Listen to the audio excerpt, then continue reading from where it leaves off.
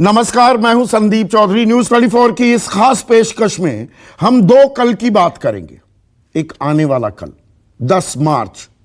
पूरे देश की निगाहें इस तारीख पर लगी हुई है क्योंकि 10 मार्च यानी कि कल, आने वाला कल, मतगणना का दिन है। वोटों की गिनती होगी और तय होगा कि 5 राज्यों में अब की बार किसकी सरकार। लेकिन सबसे ज्यादा निगाहें उत्तर प्रदेश पर टिकी हुई हैं, गड़ी हुई हैं, जहां बीजेपी और समाजवादी पार्टी गठबंधन में सीधा मुकाबला है। अब कल तय हो जाएगा कौन जीतेगा कौन हारेगा, दूध का दूध पानी का पानी हो जाएगा। लेकिन एक और कल यानी कि जो बीत गया, उस कल की भी बात करूंगा। कल शाम मतगणना से 2 दिन पहले समाजवादी पार्टी के राष्ट्रीय अध्यक्ष अखिलेश यादव ने एक प्रेस कॉन्फ्रेंस की लखनऊ में और कहा, जी ईवीएम में गड़बड़ी हो रही है।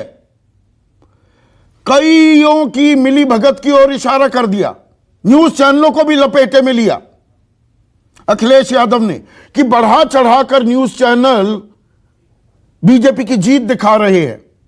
यह जमीन तैयार की जा रही है कि ईवीएम में गड़बड़ी की जा सके। लोकतंत्र का आखिरी चुनाव, आखिरी लड़ाई की ओर इशारा किया। इसमें उत्तर प्रदेश के कुछ अधिकारियों पर भी आरोप लगाए गए कि अतिरिक्त मुख्य सचिव वो जिला अधिकारियों को आदेश दे रहे हैं कि 10 तारीख को जहां बीजेपी के उम्मीदवार के हारने की आशंका है, वहां पर काउंटिंग धीमी कराई जाए, मतगणना की गति, रफ्तार को धीमा कर दिया जाए। और ईवीएम की गड़बड़ी को लेकर उन्होंने 3 जगहों का खास नाम भी लिया। उसमें बनारस, काशी नगरी, वाराणसी। वाराणसी में पहाड़िया मंडी स्थित स्ट्रांग रूम के बाहर, यह समाजवादी पार्टी का आरोप है, स्ट्रांग रूम के बाहर गाड़ी से ईवीएम मिली। 3 गाड़ियां थी। हंगामा काटा समाजवादी पार्टी के कार्यकर्ताओं ने। 2 गाड़ियां तो वहां से निकल चली, वो हाथ नहीं आई। एक गाड़ी पकड़ी गई। बरेली में कूड़े की गाड़ी में 3 बैलेट बॉक्स मिलने पर भी हंगामा हुआ। सोनभद्र में बैलेट पेपर बदलने के आरोप लगाए गए। जालौन के स्ट्रांग रूम में जा रही गाड़ी से एक प्लास छेनी हथौड़ा भी मिले। तो प्लास छेनी हथौड़े का क्या लेना देना, स्ट्रांग रूम में जा रही थी यह गाड़ी। सुल्तानपुर में भी बक्से मिलने पर हंगामा हुआ है। तो ये दरअसल 5 जगहों की, मैंने 3 कह दिया, 5 जगहों की ये तस्वीरें जो मैं आपको दिखा रहा हूं, इनके आधार पर गंभीर आरोप ईवीएम गड़बड़ी के लगाए जा रहे हैं अखिलेश यादव द्वारा। और यहां पर एक बड़ी दिलचस्प सफाई भी आई जो मैं आपको सुनवाने वाला हूं। बनारस के डीएम कहते हैं कि नहीं जी, ये तो स्टाफ ट्रेनिंग के लिए ले जा रहा था ईवीएम। अब चुनाव मुकम्मल हो गए, चुनाव होने के बाद कौन सी ट्रेनिंग करवा रहे थे डीएम साहब? क्या यह स्टैंडर्ड ऑपरेटिंग प्रोसीजर है? क्या यह चुनाव आयोग के दिशा निर्देश पर ट्रेनिंग हो रही थी? यह अपने आप में गंभीर सवाल भी हैं, आरोप भी हैं। लेकिन इसका एक दूसरा पहलू भी है। चुनाव से पहले अब एक तरफ तो अपने कार्यकर्ताओं में उत्साह भर रहे हैं अखिलेश यादव की, जी सब काउंटिंग सेंटर्स को घेर लो, वहां पर डटे रहो, 3 दिन की यह लड़ाई है, कुछ गड़बड़ी ना हो पाए। तो चलिए प्रीएम्प्ट कर रहे हैं, उनको आशंका है, प्रीएम्प्ट कर रहे हैं। लेकिन क्या एक बौखलाहट, एक हार की खिसियाहट भी दिखाई दे रही है कि अपनी जमीन तैयार कर रहे हैं, विक्टिम कार्ड खेल रहे हैं अखिलेश यादव, यह कहकर कि जी पहले मीडिया ने बढ़ा चढ़ाकर एग्जिट पोल में बीजेपी के आंकड़े दिखा दिए, अब उसकी बिना पर गड़बड़ी होगी। जमीन भी खिसकती दिख रही है क्या अखिलेश यादव को उत्तर प्रदेश में? इन तमाम मुद्दों पर हम चर्चा करने वाले हैं। लेकिन पहले सुनिए वार पलटवार किस तरह से हुए ईवीएम में इस गड़बड़ी को लेकर, गड़बड़ियों के आरोप को लेकर। बैलेट पेपर कूड़े के डब्बे में पकड़े जा रहे हैं, गाड़ी का नंबर हम बता रहे हैं आपको, एसडीएम लेकर के जा रहा है।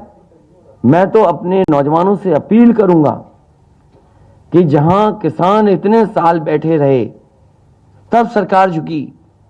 कम से कम 3 दिन लोकतंत्र के अखंड प्रहरी बनकर के ईवीएम्स को बचाएं और चुनाव को बचाएं। चुनाव के आखिरी दौर में मैंने कहा था कि ये जो अखिलेश जी नई हवा है, नई सपा की बात करते हैं, आप 10 मार्च का इंतजार कीजिए। और 10 मार्च का भी अखिलेश जी ने इंतजार नहीं किया, 8 को ही कहना शुरू कर दिया ईवीएम बेवफा है। चोरी से ईवीएम बदलने की नीयत से ये घटनाएं घटी हैं, उसकी शिकायत हम लोगों ने यहाँ किया है। और डीएम और कमिश्नर जब तक वहां रहेंगे तब तक न्याय मतगणना सही नहीं हो सकती है। जब तक डीएम और कमिश्नर को हटाया नहीं जाएगा तब तक मतगणना वहां हम लोग नहीं होने देंगे। देखिए, समाजवादी पार्टी के मुखिया श्री अखिलेश यादव जी पराजय की सुनिश्चित संभावना को देख करके घबरा भी गए हैं, बौखला भी गए हैं। उनके आरोप जो भी हैं वह तथ्यहीन हैं, निराधार हैं और अफवाह फैलाने वाले हैं। तो ये तो राजनीतिक आरोप प्रत्यारोप की बात हो गई। अब बनारस का खास नाम लिया जा रहा है कि स्ट्रांग रूम के बाहर 3 गाड़ियों में ईवीएम मिली, 2 गाड़ी लेकर ड्राइवर फरार हो गए, 1 गाड़ी पकड़ी गई है। अब जो बनारस के डीएम हैं वो क्या कह रहे हैं, बड़ा दिलचस्प बयान है उनका, सुनिए।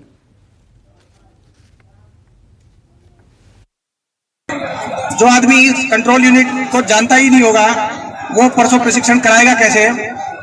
उनके लिए 20 ईवीएम ट्रेनिंग की निकाली गई थी और वो ट्रेनिंग की ईवीएम यहां से यूपी कॉलेज जा रही थी।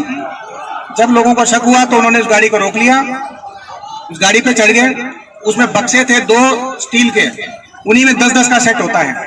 वो बक्से खोल लिए और बक्से खोल के कुछ लोगों ने गाड़ियों पर चढ़ के ईवीएम लहराई और ये साबित करने की कोशिश की कि ये जिनमें चुनाव हो चुके हैं वो वाली पोलिंग की ईवीएम है। तो ये ठीक वोटिंग से पहले किस बात की ट्रेनिंग हो रही है? ट्रेनिंग पहले नहीं होती है क्या? ये भी अपने आप में सवाल है। नमस्कार, मैं हूं मानक गुप्ता। अगर आपको हमारा ये वीडियो पसंद आया हो तो इसे लाइक और शेयर जरूर करें और हां, हमें सब्सक्राइब और फॉलो करना ना भूलें ताकि आप देश और दुनिया की कोई खबर मिस ना करें। तो जुड़े रहिए हमारे साथ और देखते रहिए न्यूज़ 24।